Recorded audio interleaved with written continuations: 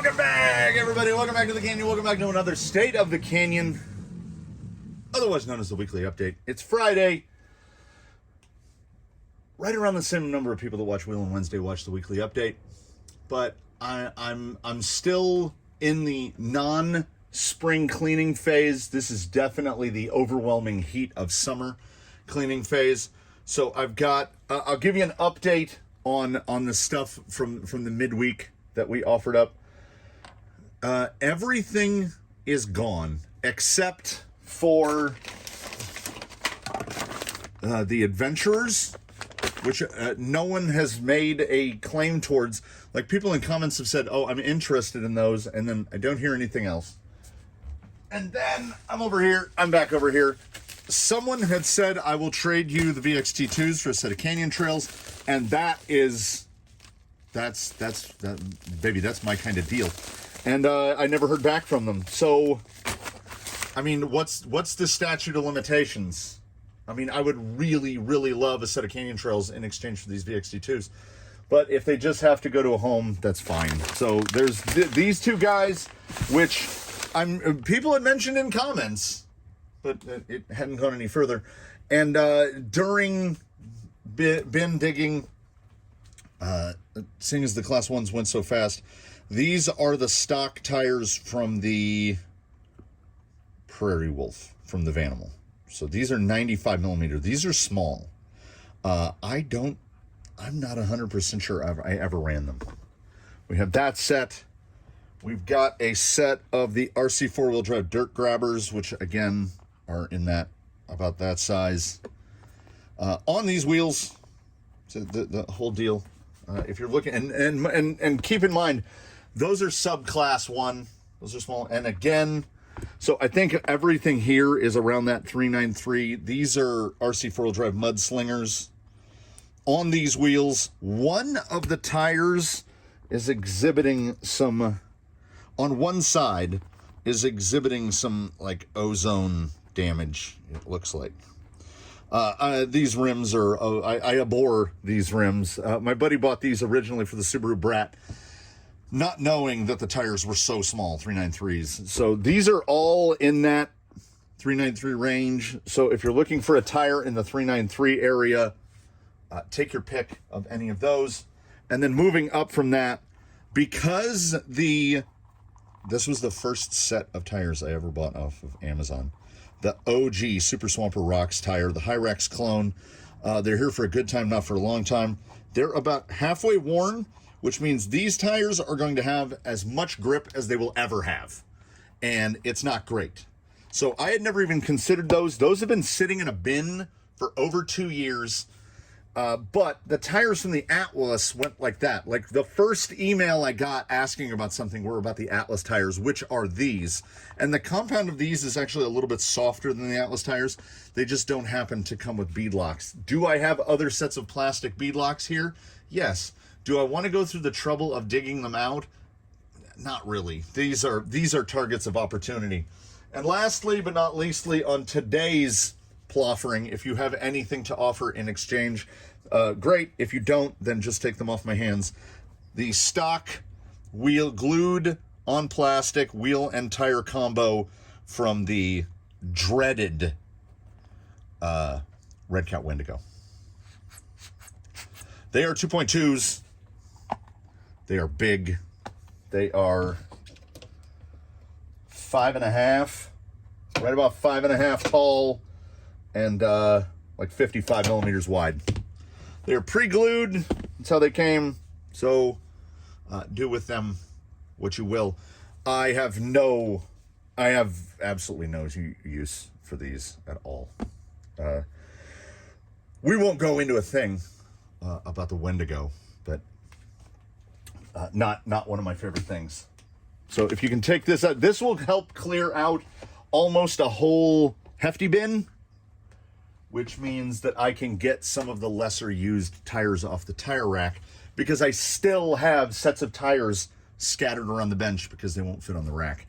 And I finally, A-Main had them in stock, had to come in from South Carolina, so I ordered a pair to fill out the set of these essentially unused tusks. So somebody's going to be getting tusks here in the upcoming weeks. And I think I mentioned previously, then after I looked at the rack, a pair of holds and a pair of hunks. So I don't feel motivated to order hunks and holds right now, even though the hold's really good on the Ghost Rover. So help me get rid of some more tires. I will continue to go through the bins in summer cleaning mode and find anything that isn't specifically in use. A friend of the channel sent in a whole care package full of stuff, including most of what is required to build a TRX4. Combine this with what was left over from it came from the Workbench 17 build, the Kleimenstein chassis build, and I've got to get a minimal amount of stuff to put together an entire TRX4 Sport. And another friend of the Canyon, a local, the one who brings over the rupture fitted Ecto, has talked about he wants to get a TRX4. So we are going to assemble that TRX4. We'll do like a little baby junior. It came from the Workbench about it, because I'm going to assemble a very lightly retouched TRX4 Sport with the full sport body with the Expedition rack. We're going to build, and it's probably going to be that right there. We're just going to do it blue because he's got a kid and who's about the age where crawling seems pretty cool. And we're going to let that go. Not gratis, because he said that he was looking into buying one, but we're going to get it to him on the real cheap. We're going to give him the perfect RTR condition. We'll outfit it with some reasonably nice tires here. We'll get it all painted up. We'll get it all built up. We'll put electronics in it, probably brushed, little brushed setup. So we'll have that build coming up. Oh, speaking of builds, it came from the Workbench 20, the build of the Vanquish with all the fancy Vanquish bits, the Trucks of Freedom build. I did indeed make my my sojourn to K&H Metals, our local metal supplier, and obtained myself a quarter sheet of 5052 aluminum plate, which sold by the pound, still coming in around $70 a sheet, but I can get a lot of use out of $70 worth of aluminum. So it will get what is effectively, in my estimation, hardline V3 chassis. I'm just calling those chassis hardlines. So Tranquish is on one. Like, we're still using all the Vanquish plastics, but it gives us shock mounting positions, and I just used cut down shock towers as body mounts. So this is the V2, and then see, we make the rails nice and short and whatever, because we don't, like, these pieces are armor, they don't need to be bigger.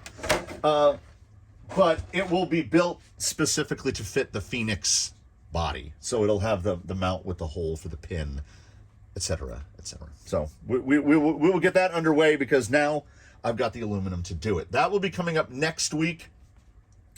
Tomorrow is an episode called We Paint Another Patina.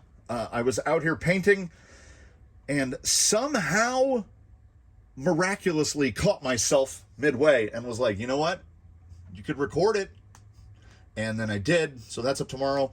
The following day will be, and I don't know, we're not finished in editing yet. I've got a tire quick view and I've got a tire junk view. We've got them both. One will be up Sunday, one will be up Monday. I don't know which is which. Following that, we are going to go further into the testing of the Enjoras inside the Clerms. Probably first step will be reticulated polyethylene. Probably 2 wraps, front and rear, to see if we can get a little more compliance. And like I say, I wish I could trim the lugs down. Probably just past the depth of the sipes, I would just sand those off. But the rubber is so soft, I do not recommend you try to feed that into a sander. So we've got episodes built out through most of the next of the week. I got my work cut out for me. I have got to try to get filming done in the very early hours of the day, because the daytime highs are in triple digits. And coming up this weekend, I think we'll see our first day above 110 out here. And there's a difference, right? As a desert dweller, I walked to the post office yesterday to ship out some stuff from the Ploffering, and it was about 106, and it was okay. Because at 106, wind just spontaneously forms out of nowhere. So it wasn't too bad. But let me tell you, 110, once you cross that line into that 100 plus a teen in there, it's so hot you don't want to move. The sun feels like it's burning you. If you put your arm outside, you go, nah. So swamp coolers, everything around here is evaporatively cooled by passing air through water. A swamp cooler is good for 20 to 25 degrees of cooling. This is a metal building that is very lightly insulated. It has insulation in the roof, and that's it. There's no insulation in the walls. So as a swamp cooler can only cool things down 20 to 25 degrees, it means that, like, tomorrow or the next day, it will be between 95 and 100 degrees inside the building, which means I don't come out here. So I try to get whatever I can done early and then just not mess with it. So the topic of today, you just saw him. He's still got yellow flowers on him. Let's get him on the twirly here. Let's get Susan into work. So a lot of people talked about, and I get this comment every time he's featured in an episode, he and Jolly Green. Man, that thing is loud. Well, and it is, because a TRX4 gearbox paired with TRX4 axles is fairly loud. It's all straight cut gears. A TRX4 axle paired with a VFD twin is particularly loud because there are even more gears and they are all, again, straight cut. So we had the issue where the Tranquish wouldn't steer. If you saw Wheelin' Wednesday, you saw that he had an inability to turn left. What was it? He was not an ambi-turner. He was not an ambi-turner. So I immediately assumed it was the servo. You'll notice that servo is still in its little plastic. This is the one I'm going with now. We're continuing the testing moving forward because I've gotten reports of people like they're getting the twitch. I have not yet gotten the twitch in a 60 kg. I only have the Seek twitch on one of my 50s. And I have genuinely lost count of how many Flash Hobby 60 kg servos we have in service here. But it is a lot, like over a dozen.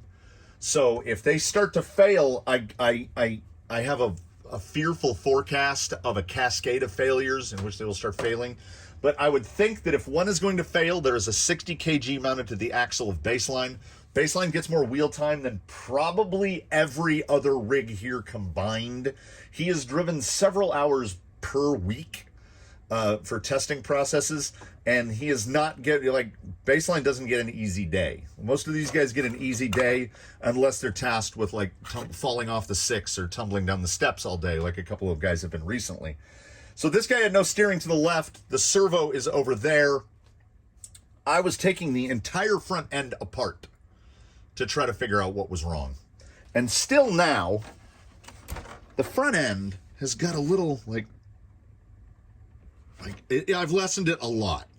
But we've got this amount of movement. And that amount of movement is cumulative slack.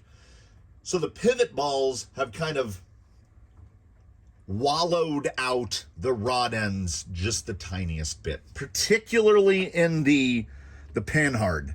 Because I can get a little, can you see the axle moving? See the bottom of the shock? You got to replace everything.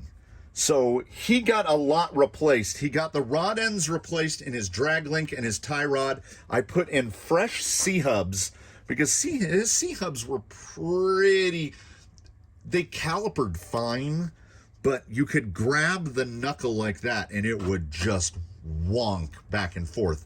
So I started, at this point, I'm already starting to think, well, maybe it's not the servo.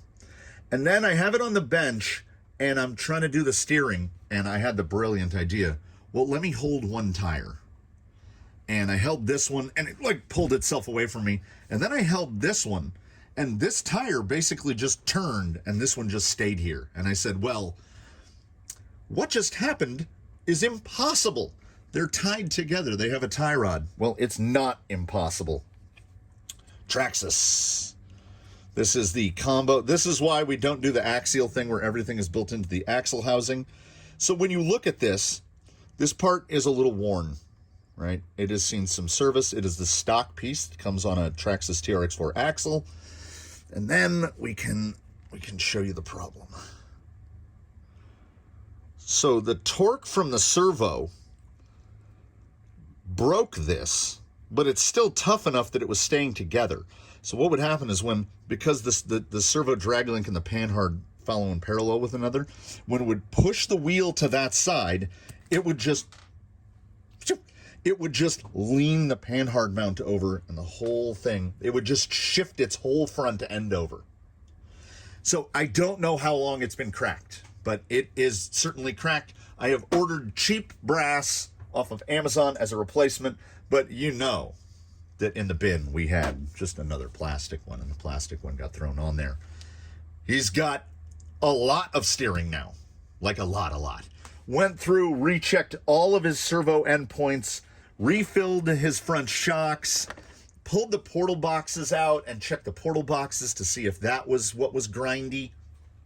And then I was gonna try to unveil, but it's I did not put the power switch in an opportune location.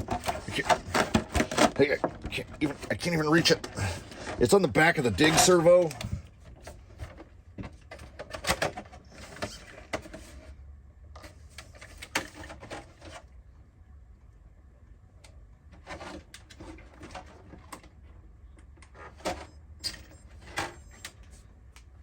Yeah, we're gonna move that.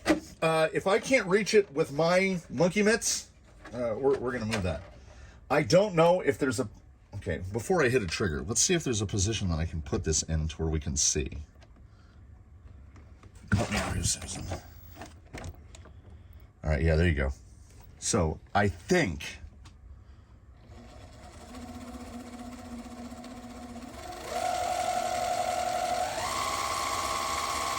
He's certainly quieter because I want to look right down the barrel. There we go. I managed to get a belt drive in there. Doesn't it look like he's rocking a supercharger now? Come on.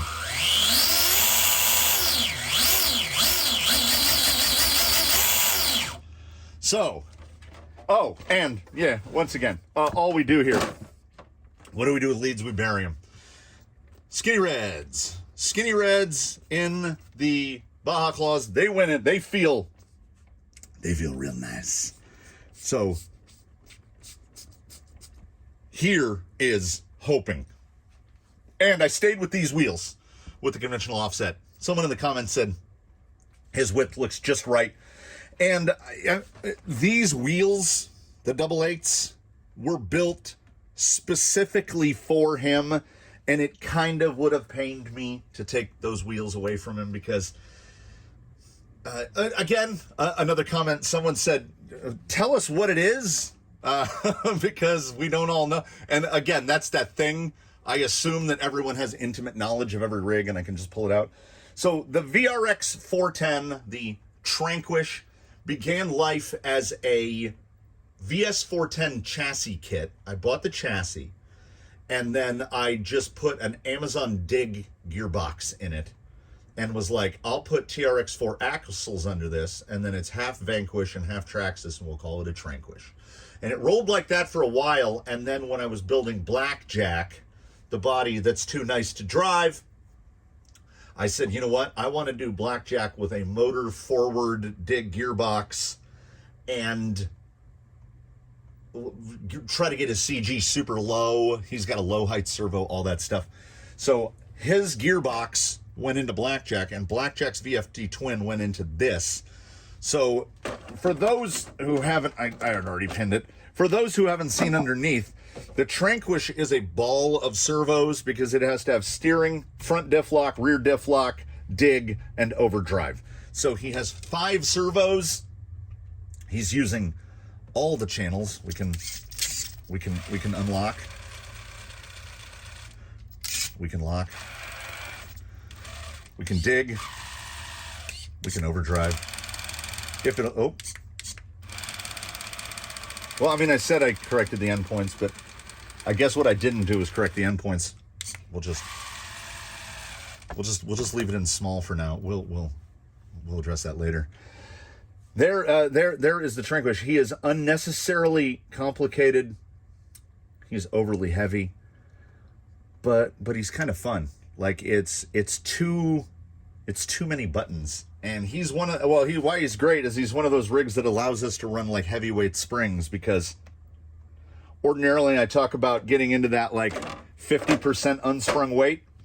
If your chassis is regular C-channel rails and it's got all the Vanquish plastics on it and it has 5 servos on it, you're not going to get to 50% unsprung weight.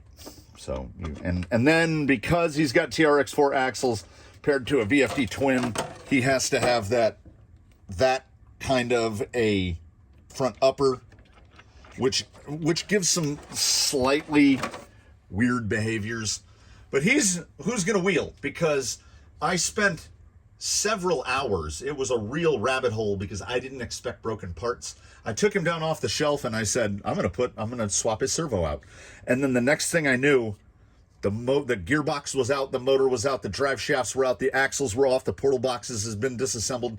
He was apart. So this guy got a much needed factory service. I did indeed cut a little more off the fender in the front. I mean, still, he needs more of a cheaty body, but this is his body, and the J-Concepts Tucked is in, despite how heavy he is and how much beating he has put that body in through, it is still in phenomenal shape. So I'm sorry, friend, that is your body. You're not getting another one. So let's take it outside. Let's go around on the rocks before, it's early. It's early on a Friday morning, and it's already going to be hot. And the only thing we all have to cross our collective fingers for is to just let the gnat population not be insane today. All right, a couple questions, comments, and remarks. How many people saw the images on Instagram of when this place was deliciously bereft of little yellow flowers on the Instagram? If so, I saw that. If you didn't, how many people don't mix their social medias? I mean, I guess technically YouTube is a social media. If you don't mix the social medias, should I be posting on the community tab the same stuff that I do on Instagram? Because I can. I may or may not have come out here with a shop vac and vacuumed the flowers up, because when they get into the nooks and crannies, even the blower won't get them out. So it looked really good for like one day. And now there are legitimately as many flowers, if not more, than what was here before I started. Also, so this is overdrive. Just went into big, just went into small. He just needed to move. Like the shifting, like a gear inside was just sitting a little wrong. Once it drove him back here, oh, and also, he's still not, he's not whisper quiet, but oh my goodness, does he sound better. Like, he sounds vastly improved. And yeah, we're going straight over the beam. And the refilled shocks, everything here is working.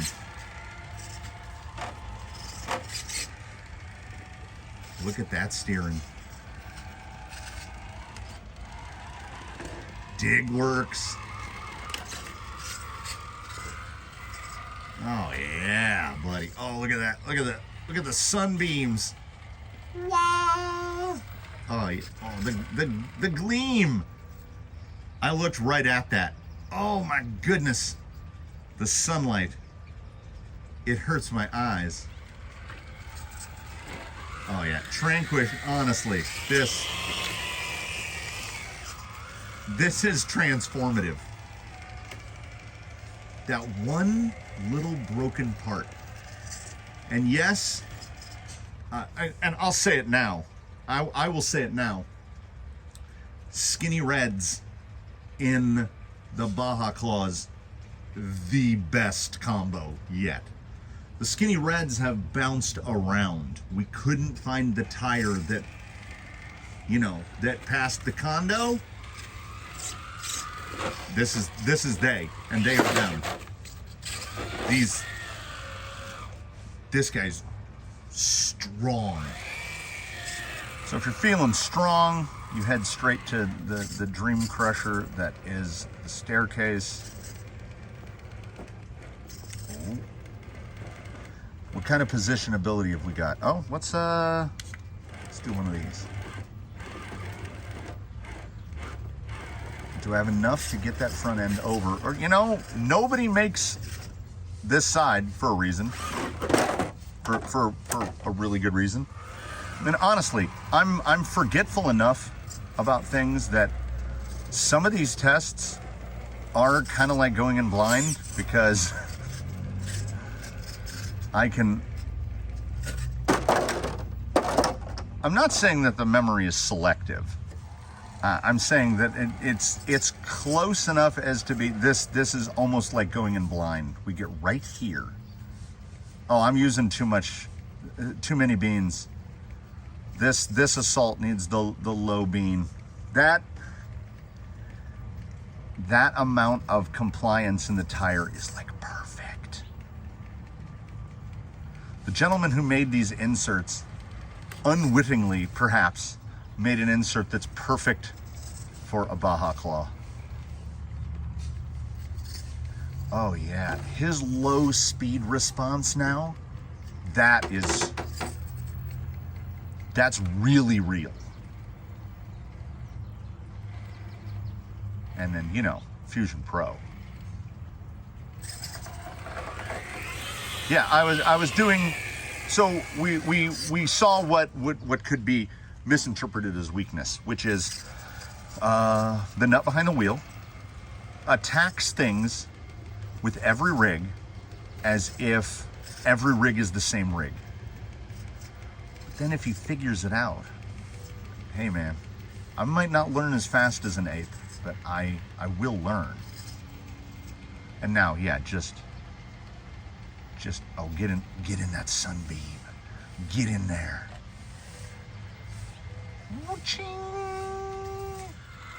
As was mentioned, the Tranquish's sprung to unsprung ratio is less than optimal, but I feel like he's at that tipping point where if we put more weight in the wheels, I think it might hurt us. And we've got the heaviest portal box weights. I'm pretty sure we've got the heaviest portal box weights that we can. Like, I could put a brass diff cover on the front, try to put a little more front weight on the front axle. Yeah, I'm seeing pretty much just the right amount of smudge there on the front tire where all the load is now. And we're gonna transfer, what are we gonna get inside slip? Because we've got a lot of chevron here, we've got to shimmy it ourselves. It's not gonna slip on its own.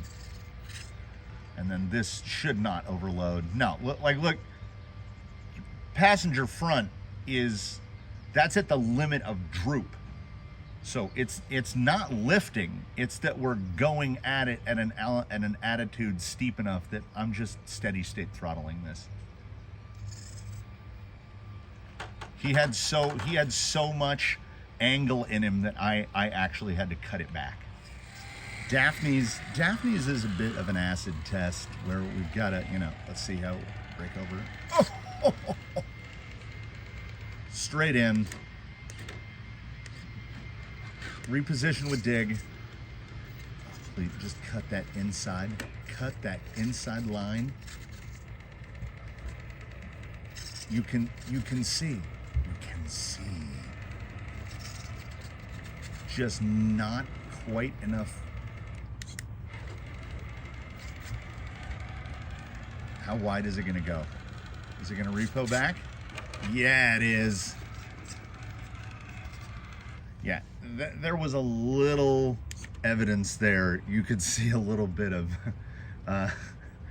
The Tranquish is a beefy boy, and you could see those tires working to pull that beef through there. And I'm not, I'm not putting 4 micro servos in there to try to trim weight. I have looked at him long and hard, and it is his nature. He's big boned. To drop his weight, we're gonna have to take a bunch of stuff out that makes him what he is. I've got an outrunner I could put in there, but the Fusion is like, especially now on the belt drive, the Fusion is perfect.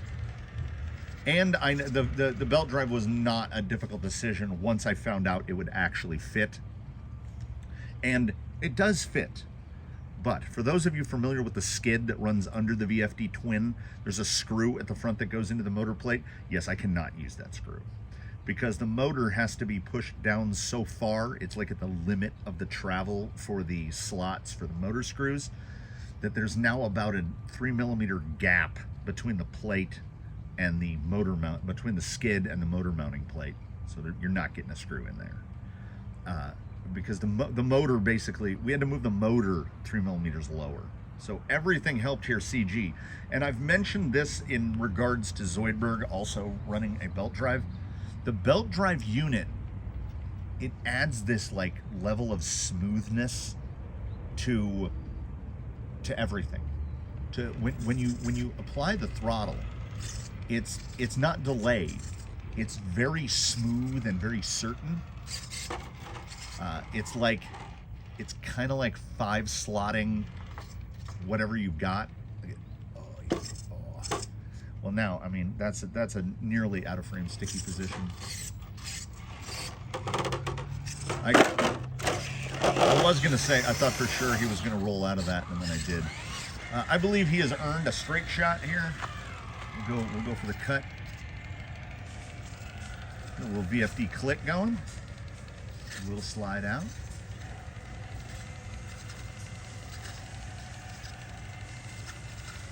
Big OD.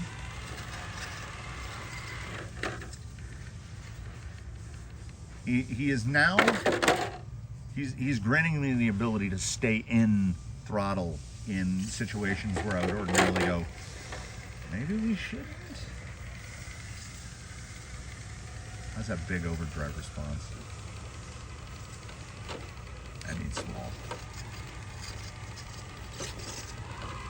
Maybe it needs big. Beans? There we go. Yeah, it I guess it's the sum of the parts. Perhaps that crack had been forming in the panhard mount and was just getting bigger and bigger and bigger, and it was just making the handling worse and worse and worse. Because I don't want to throw it out like oh, he's transformed, but because he's not transformed, he's as good as he ever was. We will finish up here. Just a little mush around here, Sleeping Giant. There's some good breakover spots. I want to test the breakover here.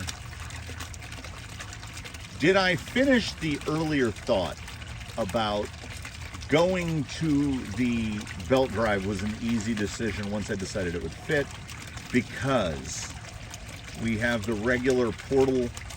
We had the half portal gearing and half straight axle gearing in terms of spur and pinion.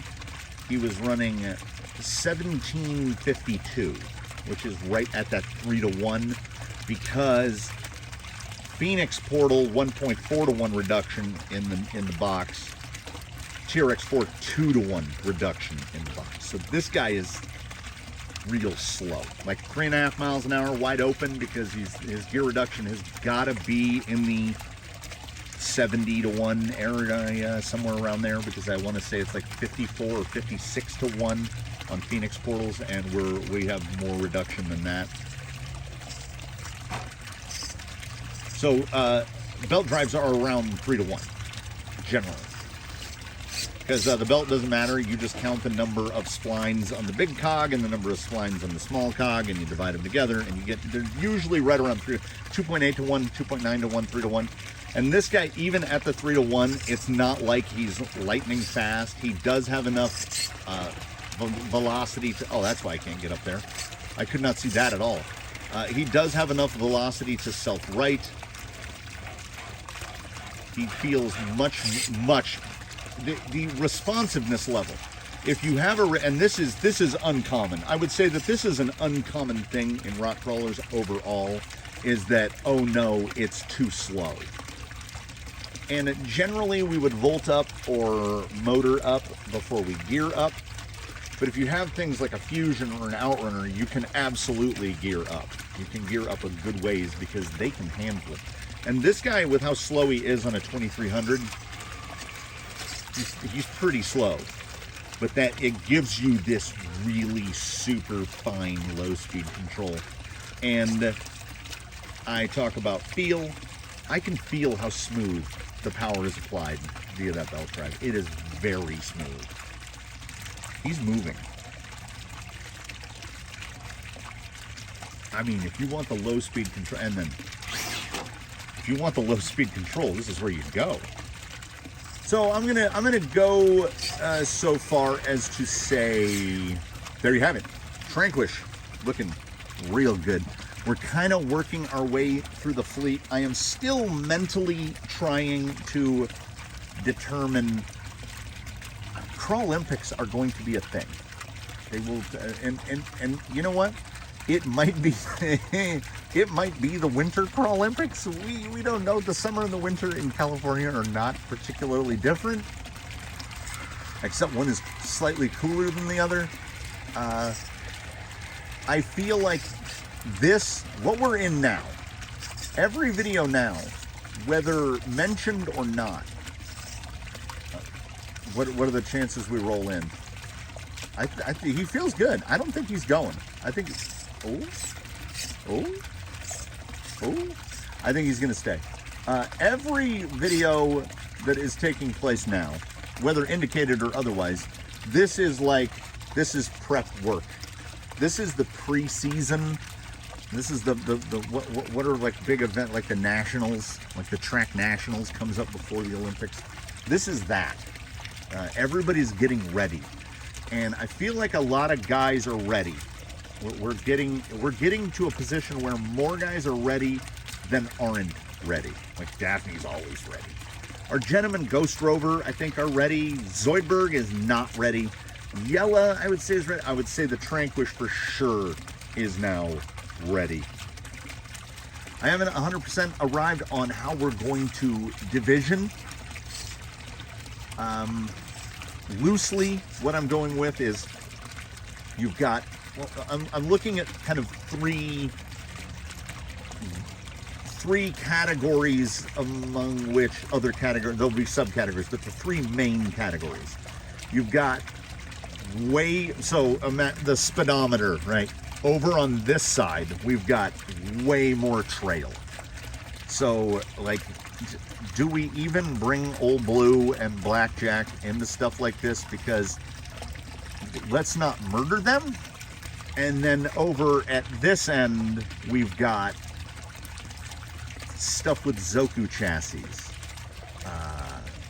the Ghost Rover, Toothless, Daphne, Zoidberg, maybe Blue Sky High. And then in the middle, I think we've got everybody else. We've got, I could have been a contender. Like, do we have a class one? Are class ones segregated? Do Rusty and Lil Fella, do they go, and the Vanimal? Like, where do they fall? It's tough, man. Because if you put Toothless up against the Vanimal, that's not fair. But then at the same time, if you put Ironsides up against the Vanimal, that's also kind of not fair. Ironsides is a dark horse that punches way above his weight. I don't know. Do we need qualifiers? Is that what we need? Do we need to think up a qualification test? Do we need the Canyon Combine that is a fixed set of tasks to be completed, and then we go from there? I don't know. I want to be fair. They're all my babies. I don't want to hurt anybody's feelings. Well, I've got, I got more videos to prep. I got more bead locks to assemble. I got more stuff to put together. So I will bid you a fond farewell this day from the canyon. Oh, we will say one, we will reframe for the final part of the outro. So as we bid you this farewell from the canyon on this fine Friday, heading into perhaps what will be the hottest weekend of the summer, we thank you for watching. We do invite you to comment below. Drop us an email if anything that you saw previously might be something that you could that would improve your life in any one way. If you have anything on your hands that you go, I will never use this and it will rot in a box, send it this way. Participate in the circle of crawling. We will either put it to use or we will move it on to someone who can. That is how we operate our good deeds. Oh, that was the segue. Coursework. I cleaned this pond.